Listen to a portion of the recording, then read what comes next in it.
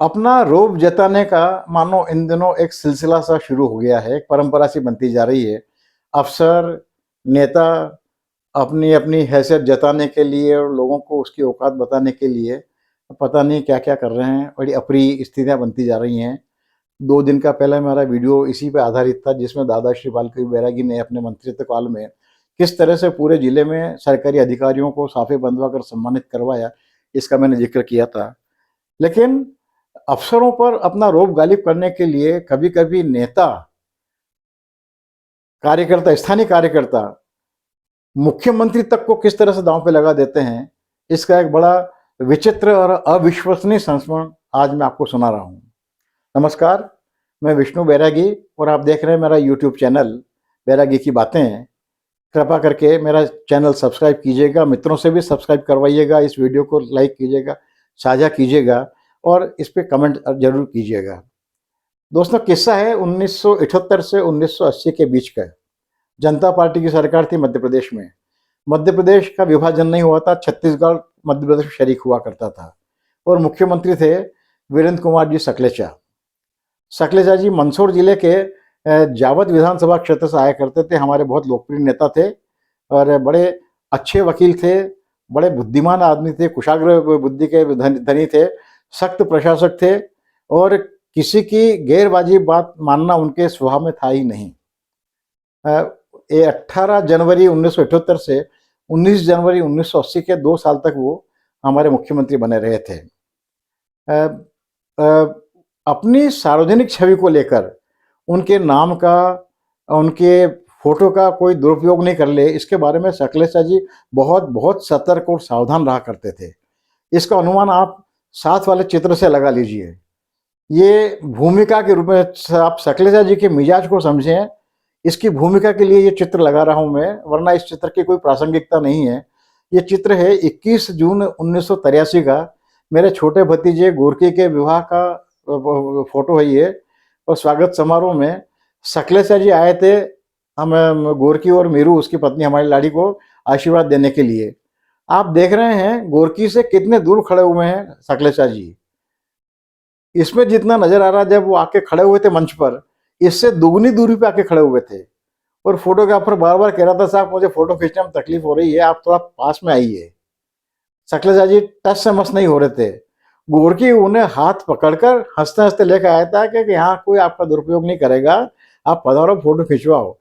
इतना करने के बाद भी आप देख रहे हैं वो कितनी दूरी पे खड़े हुए थे ताकि उनके गोरकी के उनके साथ वाले फोटो का कोई दुरुपयोग नहीं कर ले।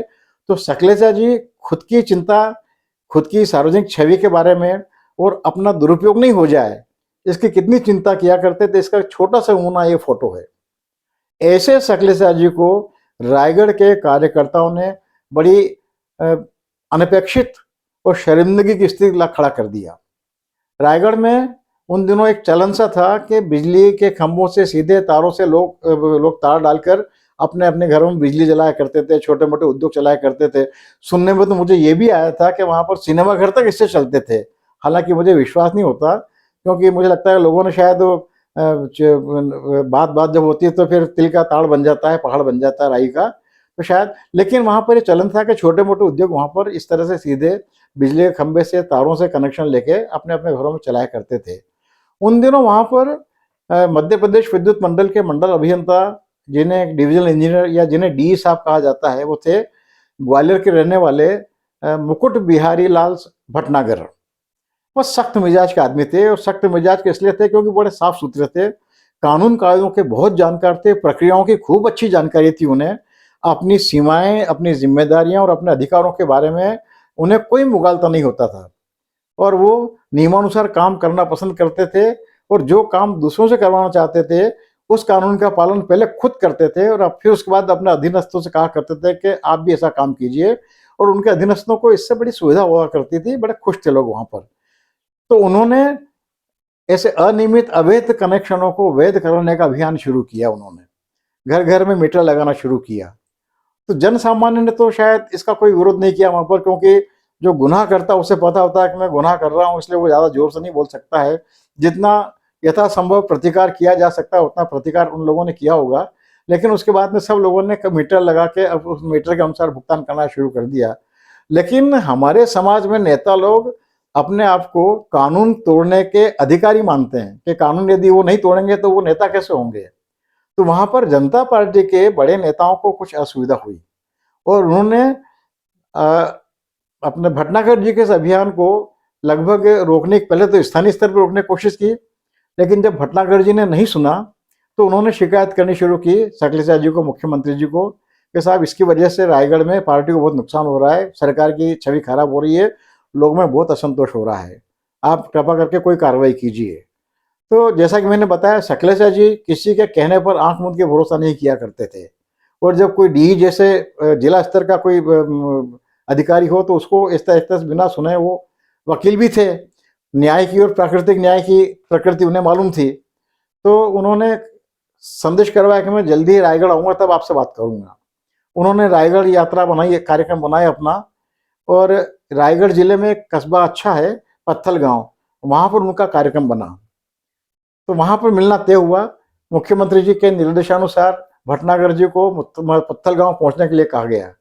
भटनागर जी ने फौरन वहां पर लिया कि उन्हें किस काम के लिए, किस बात के लिए, किस कारण से बुलाया जा रहा है और वहां पर क्या बात होगी, और वह अपनी तैयारी से वहां पहुंचे।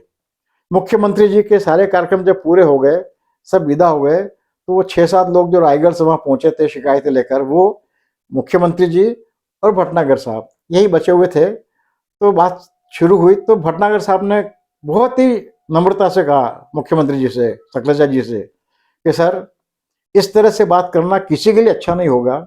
ज़्यादा अच्छा है कि आप मुझे जो भी निर्देश करना चाहें, जो भी मुझसे पूछताछ करना चाहें, एकांत में कर लें। ऐसा करना न तो आपके लिए अच्छा होगा, ना मेरे लिए अच्छा होगा, ना इन महानुभावों के लिए अच्छा होगा।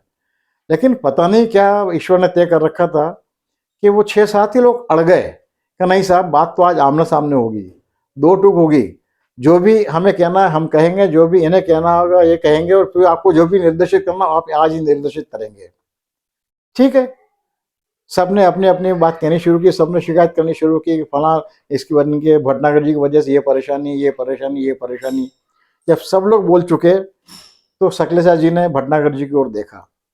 भटनागर जी ने बिल्कुल जैसे कि एक आचरण संहिता का पालन करते हुए बहुत नम्रता से कहा कि आपकी अनुमति हो, श्रीमान की अनुमति हो तो मैं अपनी कुछ बात कहूँ। अनुमति मिलनी थी। शैलजा जी ने कहा कि आपको इसीलिए तो बुलाया, कहिए। उसके बाद भटनागर जी ने अपना पेशी पेट खोला, सारे कागज साथ लेके आए थे और उन्होंने जितने लोग वहाँ खड़े हुए थे उन तमाम नेताओं की अनियमित विद्युतीकरण की पूरी फाइल मुख्य शैलजा जी के सामने रख दी कि साहब ये फला फला सज्जन है, ये इनके घर पे चक्की चला करती थी, बिना मीटर के 200 रुपये महीना बिजली का बिल भुगतान किया करते थे, मैंने मीटर लगवा दिया, अब 1250 रुपये महीने का बिल आ रहा है।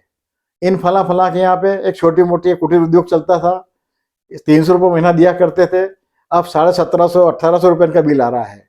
इस तरह से भटनागर जी ने जितने नेता वहाँ आए थे उनमें से प्रत्येक की फाइल उन्होंने शैलजा जी के सामने रख दी और शैलजा जी की स्थिति बड़ी विचित्र हो गई। वे भटनागर जी से कहें तो क्या कहें, कमरे में सन्नाटा छा गया। भटनागर जी ने थोड़ी प्रतीक्षा की और फिर कहा कि श्रीमान मेरे लिए क्या निर्देश हैं, मैं मीटरीकरण के अभियान को जारी रखूं या इन सब का कहना मानते हुए इस अभियान को बंद कर दूं, बिजली की चोरी जारी रखूं कि मीटर लगवा के सरकारी राजस्व का नुकसान बचाऊं। शैलजा जी ने कुछ नहीं कहा, ये कहा कि भटनागर जी आप जाइए, आप मुझे आपसे कुछ नहीं कहना है, कोई निर्देश नहीं आपके लिए, आप अपना काम कीजिए। उनके जाने के बाद जो होना था वो हुआ होगा, लेकिन कार्यकर्ताओं ने एक अधिकारी पर अपना रोब गालिब करने के लिए, गैर वाजिब सुविधाएं हासिल करने के लिए एक मुख्यमंत्री तक के अपने नेता को दांव पे लगा दिया। और शैलजा जी की स्थिति क्या रही होगी आप कल्पना कीजिए। जो आदमी किसी के साथ अपना फोटो खिंचवाने से भी सावधानी बरतता हो, ऐसे कठोर दृढ़ प्रशासक को ऐसी शर्मिंदगी की स्थिति में आके खड़ा होना पड़ा, उन्हें कैसा लगा होगा आप कल्पना कर सकते हैं। तो अधिकारियों पर अपना रोब गालिब करने के लिए कार्यकर्ता कभी कभी किस सीमा को पार कर जाते हैं, क्या हरकत कर जाते हैं। यानी उसके बाद में स्थिति यह हुई कि जब भटनागर जी को जाने कहा शैलजा जी ने, तो भटनागर जी सीधे नहीं गए। उन्होंने बोला कि सर आज जो कुछ हुआ है उसके बाद में अब रायगढ़ में नौकरी कर पाना मेरे लिए न तो मुमकिन होगा न उचित होगा। आज लिहाज टूट गया है, आँख की शर्म टूट गई है। इसलिए अब मैं रायगढ़ में नौकरी नहीं करूँगा। आने वाले डीई साहब जो कुछ करवाना हो करवाते रहिएगा, इन्हें जो कुछ करवाना हो करवाते रहिएगा। मैं ग्वालियर का रहने वाला हूँ और मैं अपने इलाके में पदस्थापना चाहता हूँ। मैं अपने तबादले की औपचारिक आपको अर्जी भिजवा रहा हूँ प्रॉपर चैनल से। कृपा करके आप मेरे इच्छित स्थानों में से कहीं मुझे पदस्थ कर दें। और अब मैं यहाँ से सीधा छुट्टी पे जा रहा हूँ और अब दफ्तर जाऊँगा तो केवल रिलीव होने के लिए जाऊँगा, अब मैं काम करने के लिए नहीं जाऊँगा। और वही हुआ, शैलेश जी कुछ नहीं कह पाए, कुछ नहीं बोल पाए। मुझे लगता है कि रायगढ़ के वो कार्यकर्ता बहुत भाग्यशाली थे, उन्हें ऐसा नेता मिला जिसने अपने कार्यकर्ताओं की बात मानने के लिए, उनकी इज्जत के लिए अपने पद को, अपने मान को दांव पे लगा दिया। काश शैलेश जी भी उतने भाग्यशाली हुए होते और उन्हें ऐसे कार्यकर्ता मिले होते जो उनकी इज्जत मान लीजिए बढ़ा नहीं पाते तो कम से कम तो नहीं करते। लेकिन कभी कभी अप्रिय घटनाएं इस तरह से घट जाती हैं। मुझे लगता है कि इस उदाहरण से यदि जो भी सुन रहे हैं वो कार्यकर्ता हों, नेता हों, मंत्री हों, अधिकारी हों, हम सब ने अपनी अपनी हदें और अपनी अपेक्षाओं की वास्तविकता हम लोगों ने जान लेनी चाहिए। और हमें क्या करना है ये तो पता होना ही चाहिए, और लेकिन हमें क्या नहीं करना है ये भी हमें पता होना चाहिए। और जब हमें क्या नहीं करना है, हम जो करने वाले अनुचित है, ये प्रतीति हमें हो जाएगी, तो मुझे लगता है कि केवल कुछ नेता, कुछ कार्यकर्ता, कुछ अफसर ही नहीं, समूचा समाज ही एक सम्मानित स्तर पर बना रहेगा और परस्पर एक दूसरे का सम्मान करते हुए सब सुखपूर्वक जिएंगे। उम्मीद है आपको ये संस्मरण अच्छा लगा होगा और आप ऐसे संस्मरण आगे भी सुनना चाहेंगे। कृपा करके मेरा चैनल जरूर सब्सक्राइब कर लीजिएगा। धन्यवाद। नमस्कार।